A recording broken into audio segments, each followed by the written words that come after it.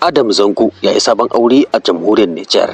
Hadiza Gabon ta yi martani kan yadda ake cin mutuncinta a social media. Kwanaki kalilan kenan bayan mutuwan aurensa na shida, babban jarumi a masana'antar shida fina-finai ta Kannywood Adam Zango ya sake wani sabon aure. Auren nasa da jaruma ita ma a Kannywood din Maimuna Pretty ya mutu ne a makonnin da suka gabata, wanda auren nasu bai tsawon kwana ba, domin kuwa shekaransa ɗaya tal har zuwa mutuwar tasa.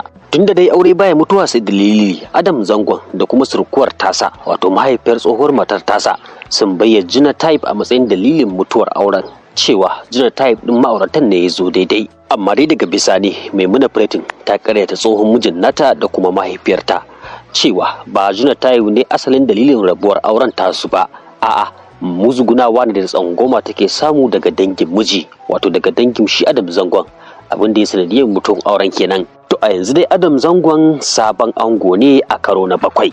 Zan yi wa Adam Zango Frank saboda ya zama ango yau, mun je mun daura masa aure. Ku biyo ni, let's go. Assalamu alaikum.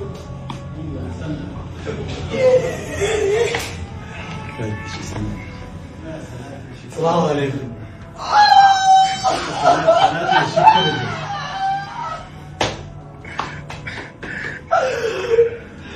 Yau ka zama ni ango. Bidiyo na ji yau ka zama ni ango. Makin yan na'u sun cikin su wannan karan in Allah ya so. Insha Allah rabbi. Ban taba aure da rabu da mace ba. Insha Allah rabbi. An yi an gama. Yan na'u yanzu suna jin labari za su ce kwana na ta yi. Oh me za su faɗa su faɗa. Yau dai ka zama ango nawa. Thank you.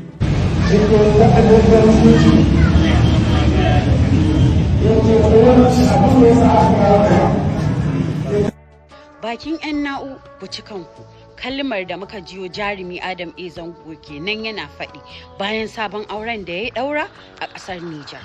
Sai dai fa mutane na ta sukar wannan aure nashi, cewar yaushe suka rabu har da zai sake wani auren, har ma ana lissafa masa auren da ya yi. To ku a ganinku ya yi daidai da ya tsallaka ƙasar Nijar domin samun farin ciki, ko dai ya zauna a Najeriya ya yi ta zaɓi ɗaiɗi.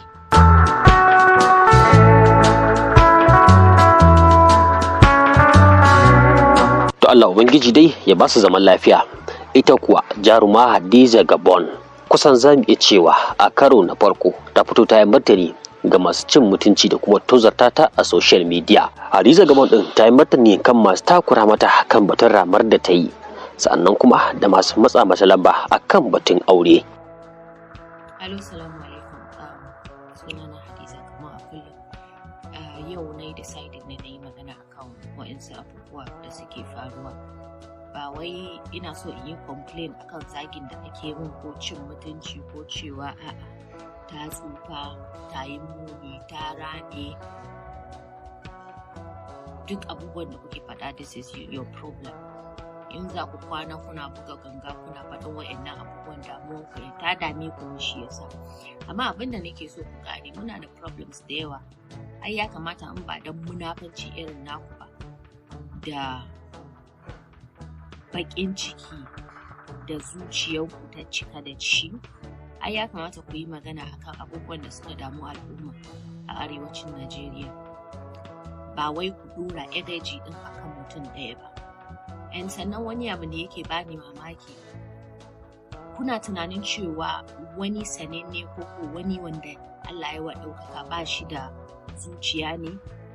Saboda na sha gani idan mutum it's okay, it's normal mutum ya fito ya zage ni ko ya ci mutunci na.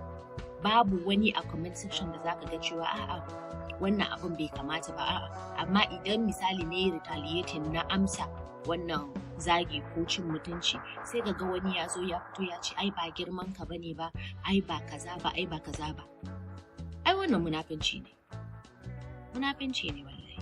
Saboda yanda aka halicce ka da zuciya da emotion, zaka iya ka ji zafi, zaka iya ka ji farin ciki, haka aka halicci wannan mutum. But saboda mu zuciyarmu ta cika da hasada da bakin ciki, baka so ka ga dan uwanka, baka ma san menene dan uwanka yake ciki ba, amma kana da baki da zaka zo ka yi bullying din shi, ka zage shi, ka boye a bayan waya, ka sayi datan ka kana ciwo wani mutunci. Sannan kuma kai kana so Allah ya faranta maka rai, kai kana so Allah ya yi maka, amma kai kana so ka bata wa wani, kana so ka disga shi, kana so ka cin mutuncin shi. Me yasa ba za ku ɗau wannan energy din nan na zagi da cin mutunci da bullying jama'a ku sa shi a cikin wayansu abubuwa da suke da amfani? Why? Munafinci kawai kuka iya? Ba ku san cewa har yanzu akwai yaran da aka yi kidnapping? Oh, na manta, wannan bai dame ku ba. Wannan kuna jiran influencers su yi magana a kai. Su ne a lokacin suke da mahimmanci. Ba kwa iya magana akan kisa da ake yi, ko raping, ko cin mutuncin al'umman da ake yi, duk ba ku da wannan lokacin, duk ba kwa gani. Sai ramana, sai tsufana. Ku ku tsufa, ku zauna a yanda kuke. Sannan kuma yin akwai mai halitta sai ya zo ya cin zaman halitta, tunda munafincin ku ya kai haka. I don't understand, ba kwa gani iyayenku ne an haife su ai, ko su ba su tsufa, ba su a ciwo. And one funny abin da yake ban mamaki, na ga wani comment, idan kai magana sai a ce ba girman ki bane baki amsa comment, ba girman ki bane baki amsa musu. Kaman ya ba girma na bane ba in amsa musu ko in yi retaliating when you attack me as a person? Why ba zan yi magana ba? Saboda ni karfe ne a zuciya na banda. And sannan idan na zo na ce ba zan yafe wa mutum ba sai an yi mana hisabi. Allah yana son mai yafiya. Okay, amma Allah baya su ku ba a yi maganan naku da kuke zuwa ku yi bullying mutane. You don't know faith ɗinka kenan idan ka yi wa'annan abubuwa. Ka bakantar wa wani rai, ka ci mai mutunci, ka zage shi, ka disga shi, yan sannan kuma a yi tunani it's normal saboda kai Allah ya maka ɗaukaka, dole sai ka karɓa wa'annan abubuwa. It's so sad wallahi.